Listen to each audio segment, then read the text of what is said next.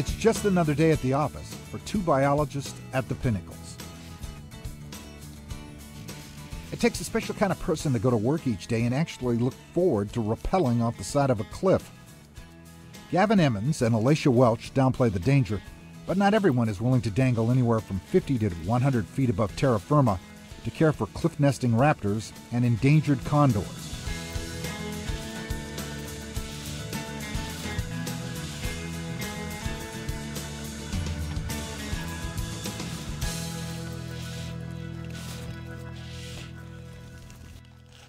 Emmons and Welsh work for the National Park Service, and their office is often the cliffs and the rock face at the Pinnacles National Monument near Hollister. Their duties include feeding, watching, and monitoring the California Condors and the Prairie and Paragon Falcons, along with tracking the birds. So who is exactly drawn to this type of job? Well, in Emmons' case, he was the nerdy, cool guy that used to sit next to you in your high school biology class, and if you were lucky, well, he let you cheat off his notes. To be honest, I've always been interested in wildlife. I mean, it's always been my passion, being outdoors and watching animals. As a kid, I grew up in Portland, and both of my parents were always interested in hiking outside up in the Columbia River Gorge, and I have a twin brother, and he and I would always sort of root around for salamanders and lizards, and one of our favorite pastimes was to look through taxonomic guides and to try to identify all of the species. Gavin's partner in this high-altitude endeavor of monitoring birds is Alacia Welsh, who's also from the Pacific Northwest. She grew up in Seattle, but ended up going to a small liberal arts school, Grinnell College in Iowa. Just like Emmons, she was drawn to the outdoors rather than the lab life of most biologists. I really wanted to work in the field, and I really wanted to work with wildlife. So when I graduated, the idea was to find somewhere that I could go work outside and with wildlife if possible. I applied for an internship here. It turned out that I got here through what's called the Student Conservation Association, and it's called the SCA.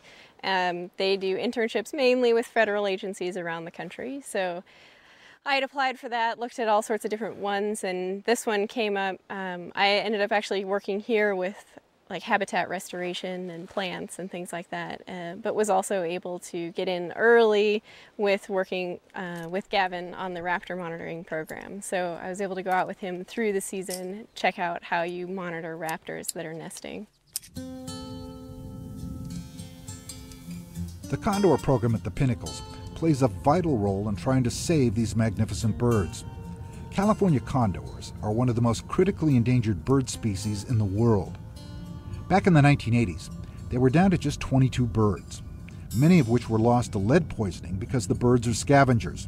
The condors would feed on dead animals that had been shot with lead ammunition, and ingesting the ammo fragments resulted in poisoning that devastated the bird population. Fortunately, through education with hunters and the public, they're back up to 350 birds in the world and about 150 or so in the wild.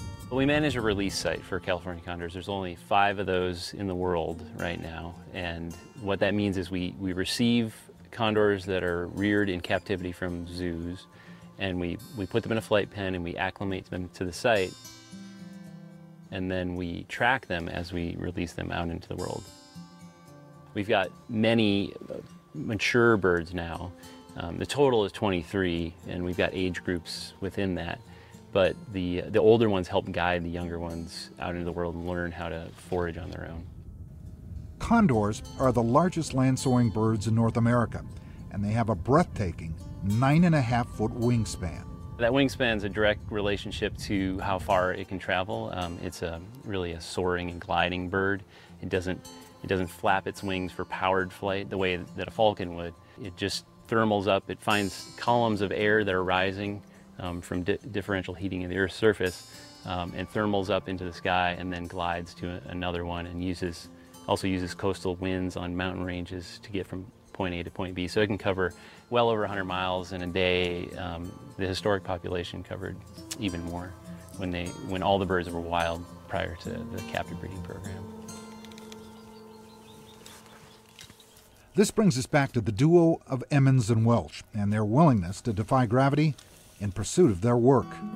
Gavin, his brother, and their parents always loved the outdoors, and their family album is filled with photos of the twins hiking, camping, and enjoying more than a few campfires. Emmons would go on to graduate from Lewis and Clark College in Oregon, and after spending time at Carlsbad Caverns National Park, he eventually ended up at the Pinnacles doing raptor biology and rappelling off of cliffs. I enjoy it. I've been doing it since I've been here. I actually got started in New Mexico, at least on a real focused level, doing climbing. I guess my first introduction to it was doing technical caving, which involves a lot of the same skills in terms of rappelling and ascending up a rope with different mechanical gear. And then that kind of led to an interest in search and rescue techniques, where you use some of the similar skills and expertise. And it just kind of seemed natural when I got here to continue working with those skills. And just having such close proximity to the cliffs here, it really helped me to continue climbing in a focused way. And I mean, just kind of fell in love with the cliffs here and the rock and continued in that capacity.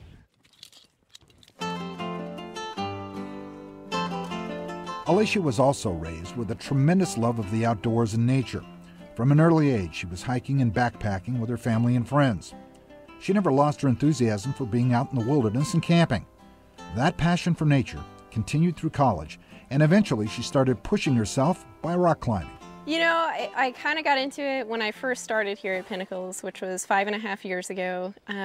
I happened to get here right before a technical search and rescue training began, and so I got in on that, which was really fascinating. That's all about how you raise and lower people off the side of walls, and as well as just getting to know Gavin. He was an avid rock climber, and so I got out and was learning from him just how to be on the wall and deal with ropes and everything that you need to know.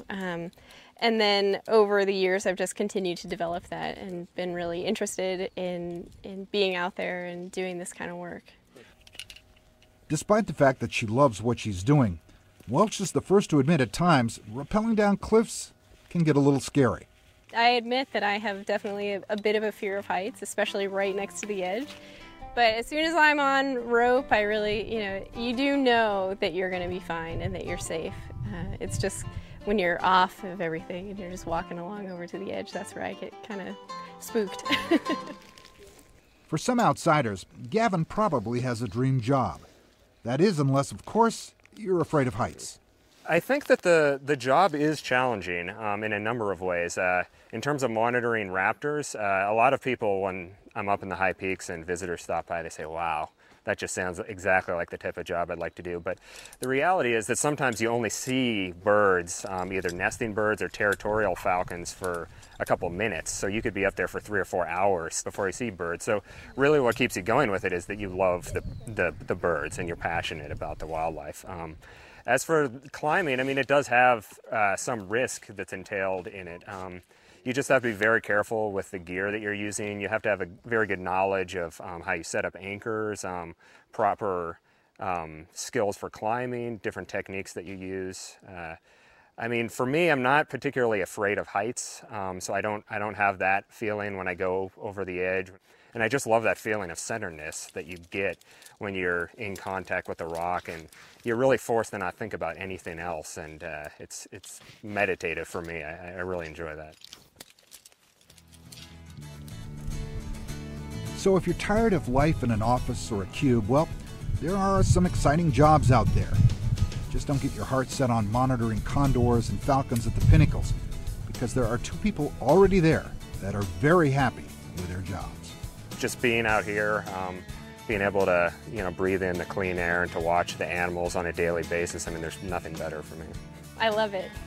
I love being able to go out and work in the field, and you just remember what it is you're doing here and why you love it. It's just to get out there and to see new things and to experience new things, and it's just makes it totally worthwhile.